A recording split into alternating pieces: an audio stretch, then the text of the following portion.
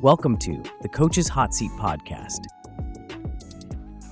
Hey everyone, welcome into the first episode of the Coach's Hot Seat podcast with Mark Haines, the commissioner and publisher of Coach's Hot Seat, the platform that tracks every FBS coach in America by performance, pressure, and contract reality. I'm your host, Mike Leon.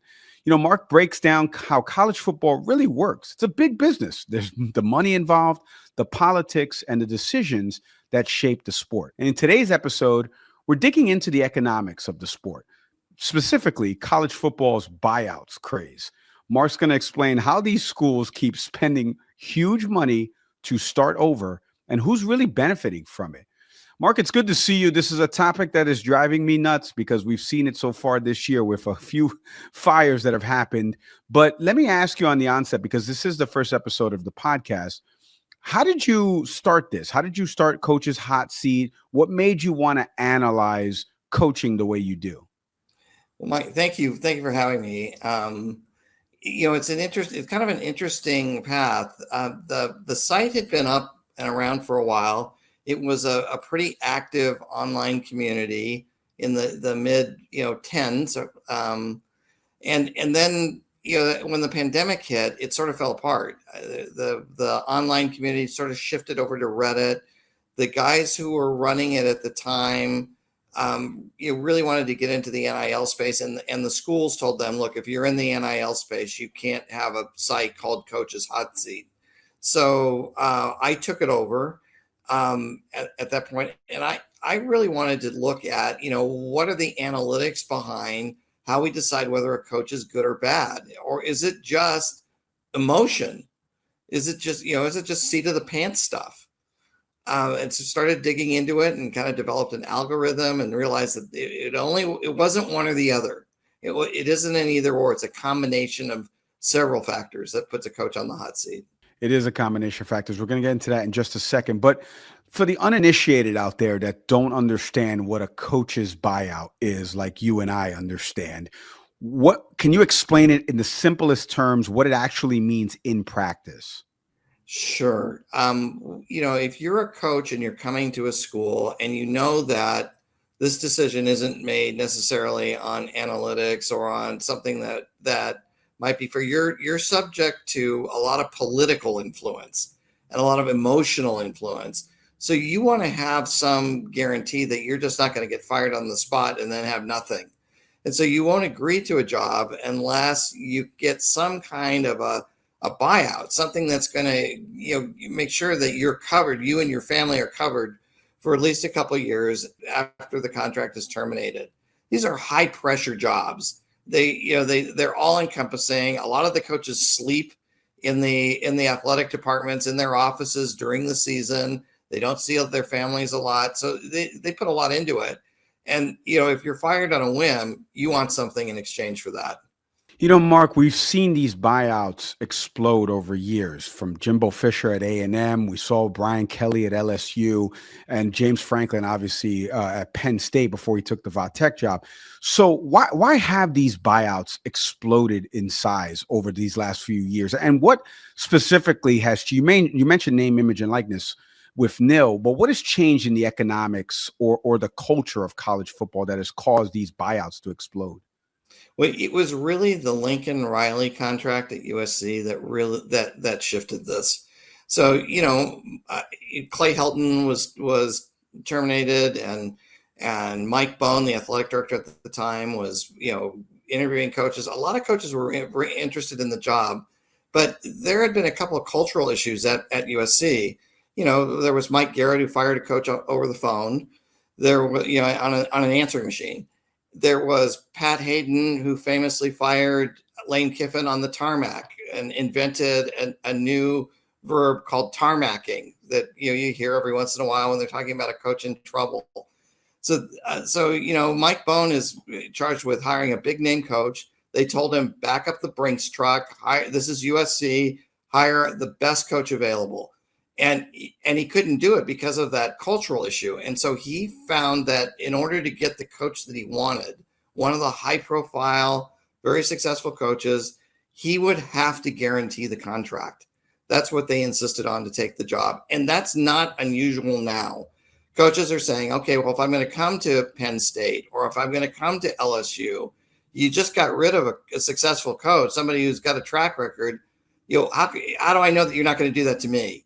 So they're demanding those buyouts, and the athletic directors and the athletic departments are feeling that they need to pay those buyouts in order to attract those coaches.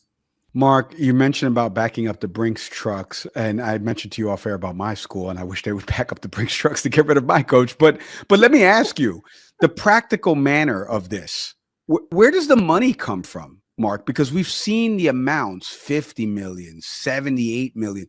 Where's this money coming from to do these buyouts?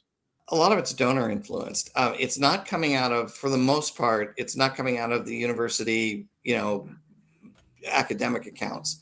Athletics is a separate entity, at least at the bigger schools. And so they've got donors who are willing to pony up that money, and they put together, a fund to pay the coach. That's really where it's coming from. So you're seeing not only are donors influencing the coaching salaries, donors are also influencing player salaries or NIL money. So donors are having a much bigger influence than they've ever had. And that's also driving part of this. Mark, one of the things that I've always thought to myself was how much of the problem falls in the negotiation part of the coach's contract between the athletic director or the agent that's negotiating this contract? Because we've seen some of these deals, like you said, fully guaranteed, 8 years, 100 million, whatever it is. Who's driving the inflation? Is it a lot of it falling on the athletic director, or is it really the agents that are driving up these prices? Well, there's agents like Jimmy Sexton who have, oversized power. They've got several prospective coaches. So, if you're talking to Coach A and he's representing them, and then you go talk to Coach B, and they've got the same agent, he can leverage, a lot of power over the negotiation. And then there's the part where the athletic directors are under pressure to deliver a high profile hire. So, you're in this situation where, if I'm making a real business decision, I might not do this, but these outside influences are, really coloring the negotiation. The agents have more power than they probably should. The athletic departments are feeling that they've got to answer to donors and other constituencies to deliver a high profile coach. Mark, the other thing that we see a lot of times, and I've seen this again at my school, is these extensions for 6, 7, 8 years. And the schools will justify that these guarantees are a sign of stability, right? But from your perspective, do these make sense? Do the reasoning and the rationale behind it make sense? Not as much as they used to. It was when you were going into somebody's living room and you were recruiting a kid and you were getting him to come to the school based on the merits of the school, and that I'm the coach and I'm going to be there and this is what I'm going to do with you. That made a lot more sense, but it's much more transactional now. With NIL, you can have a player who's with your school for a year and he can go somewhere else, or 2 years and go somewhere else. So if he starts to get kind of a high profile, Jordan Addison went from Pitt to USC, and Pat Narduzzi was furious. Right, but that's today's world. The players will go where they're going to get the most bang for their buck, and the loyalty to the coach of the school doesn't matter anymore. Yeah, it does not matter anymore. Mark, as we put a bow on this episode, and you look ahead to the next wave or round of firings and hirings that are going to be happening, we've already seen some happen in season. What lessons should these schools have learned from all of the buyout chaos of these last, let's say, decade? Well, the biggest thing is, and you're seeing it really this year, it has been seat of the pants firing. Like there's, normally what would happen is, they would make a decision in year one or let's say it's year 6 of the contract, and it's a 7 or 8 year or 10-year contract. They'd make a decision at some point. And they would say, okay, well, when we get to this point in the next season, we'll have lined up all of our ducks and we will have telegraphed it to the coach. We're going to do this. The PR people would have the messaging. They would have had back channel conversations with the replacement. and they would kind of have a pretty good idea of who was going to be next. This year, we're not seeing that. Pat Kraft goes home on Saturday after a game where they're yelling, they're cheering, "Fire Franklin." He wakes up on Sunday morning and he says, I've got to fire James Franklin. And there's no plan. There's no analysis of what it will do to the athletic department budget. There's no idea of who the next guy up is going to be. And where's the buyout money going to come from? Now that we got to actually pay the guy, where is it going to come from? None of that was thought about beforehand. And then we have another school, LSU, where the governor got involved. The governor had a beef with the athletic director, and it turned into all sorts of stuff.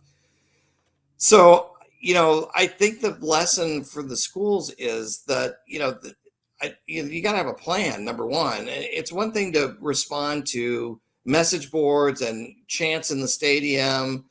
It's another thing to write the check. And it's a little irresponsible. You don't have a plan, and you're going to really sink your program. The $50 million that they're paying James Franklin, what if they had invested that in their NIL or in facilities or in, a couple of other assistant coaches? What would have happened then? We won't know. It's a great point. Mark, I can't thank you enough for hopping on, giving us a couple minutes to talk about this topic. We truly appreciate it, as always. Well, thanks for having me. Appreciate it. And thank you to everyone out there for joining us on this first episode of the Coach's Hot Seat podcast with Mark Haines. You can find his latest rankings and analysis by just doing me a favor right now, going to coacheshotseat.com. And if you like today's episode, specifically the conversation, do me a favor, subscribe, leave a review and comment, or share it with another college football fan that is dying to get rid of their coach. As always, I'm Mike Leon. We'll see everybody next time. Thanks for watching. Be sure to hit that like and subscribe button and leave us a review in the comments.